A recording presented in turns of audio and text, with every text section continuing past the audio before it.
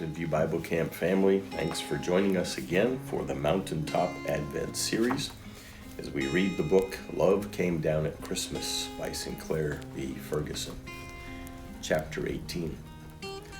Everlasting Love. Love never ends. As for prophecies, they will pass away. As for tongues, they will cease. As for knowledge, it will pass away.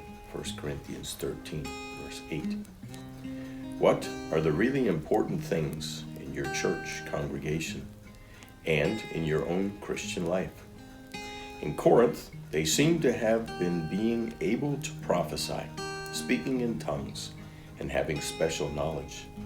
Paul did not have a bad word to say about any of these gifts in themselves. The spiritual gifts Christ gives to his church are never the problem, but the recipients sometimes are. Paul has already told us that it is possible to speak with the tongues of men and angels, have all knowledge and the gift of prophecy, and mountain-moving faith, but amount to nothing. How so? Because you are nothing if you think that the really important thing about you is your gifts. A man in a congregation I once served sometimes phoned me on Mondays to encourage me to stick to writing books. He had been listening to me preach the day before. I managed to maintain some sense of proportion because he also tended to complain that he had never been made an elder in the church. Then, during one conversation, he told me he was worth both myself and my predecessor added together. Two thoughts crossed my mind. The first was that if you subtracted whatever gifts I had from my predecessors, he would still be gifted then my less than encouraging caller. The second was that even if my caller had the gifts he claimed, he did not seem to understand that the ability to complain is not a qualification for leadership in the church. That is a fairly extreme example, but it illustrates Paul's point. Gifts are secondary. Love is primary. Gifts are tools. What matters is how a person employs them. Now, Paul takes a step further to emphasize his point. One day, all these gifts, speaking in tongues, prophesying, having special knowledge, will come to an end. Love, in contrast, won't. Paul seems to have an interest in words. He realized the gospel is so unique that sometimes it needs its own vocabulary. He had even created words to serve that purpose. And he used words that probably conjured up pictures in the minds of his readers. This statement may be a case in point. When he says that love doesn't end, he uses a verb that means to slip or fall. Love does not slip and fall. It is steady and reliable. It endures. Some scholars have thought that he used this verb because he remembered the road between Athens and Corinth. Part of that road was dangerous. Strabo, the well-known geographer of antiquity, wrote this about it. The road approaches so close to the rocks that in many places it goes along the edge of precipices. Because of the mountain that lies above them is high, and it would be impractical to build a road there. Perhaps, as Paul made his journey, he wondered how many people had stumbled, fallen, and gone over the edge.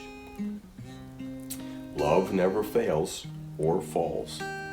But one day, all of these spiritual gifts, no matter how important they seemed to the Corinthians, would come to an end. They would no longer be needed, but love will never be redundant. It will never pass away or cease. Does this all sound more romantic than realistic? Perhaps you know too much of broken hearts or cold relationships to believe that love never ends. But remember, Paul wants to fix our eyes on Christ's love. A love that didn't float in romance and rose petals, but was grounded in reality. We're reminded of that in the upper room the night before Jesus died. You know what it is like when you are facing a difficult experience. The time has been set. The nearer it gets, the more it seems to dominate your mind. It seems to separate you from everyone else. It produces a kind of focus, a concentration, a tension. Everything else seems incidental. Other people and their problems fade into the background. But what if that different experience were your crucifixion? More, what if you knew that you would be utterly alone? Suffering, anguish, pain, and asphyxiation. But in addition, you would feel that the God who is love had himself forsaken you. What would you do the day before? What did love do? John's Gospel is in 2 sections. Each section begins with a kind of prologue. Both describe the love or grace of Jesus. The first prologue does it in high theological terms. In the beginning was the Word, and the Word was with God, and the Word was God, and the Word became flesh and dwelt among us, and we have seen his glory. John 1, verses 1 and 14. But the second section also had a prologue. It conveys the same message, but in the context of a smaller upper room somewhere in Jerusalem the day before Jesus' crucifixion. Jesus, knowing that he had come from God, was going back to God, laid aside his outer garments, and, taking a towel, began to wash the disciples' feet. John 13, verses 3 to 5. John explains why Jesus did this. Having loved his own who were in the world, he loved them to the end. Jesus was enacting the story of his incarnation, his coming from his place of honor at the table of heaven to kneel in a world of dirty feet for his disciples.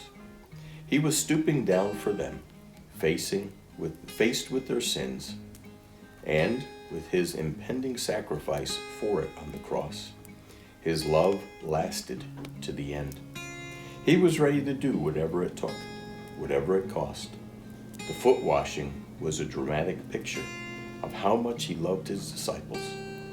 His love never fails. It never falls. It never ends. It lasts. This is the love that is poured out into Christmas, hearts by the Holy Spirit.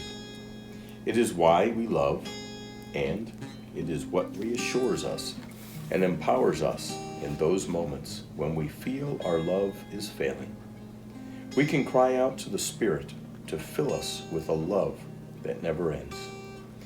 He is sure to help us because Christ's unfailing love came down at Christmas. I want to take a moment to thank you for reading along with us today from the book Love Came Down at Christmas. We would like to thank the Good Book Company for graciously allowing us to share this book in its entirety with our followers from camp. To purchase a copy of this book for yourself or for a loved one, please go to thegoodbook.com or Amazon. The links can be found in the description of these readings that we are sharing with you. If you enjoy this book and want to learn more about the author or further publishings, please like or follow the Good Book Company on Facebook, Twitter, or Instagram. We trust you have a safe, joyful, and wonderful holiday season.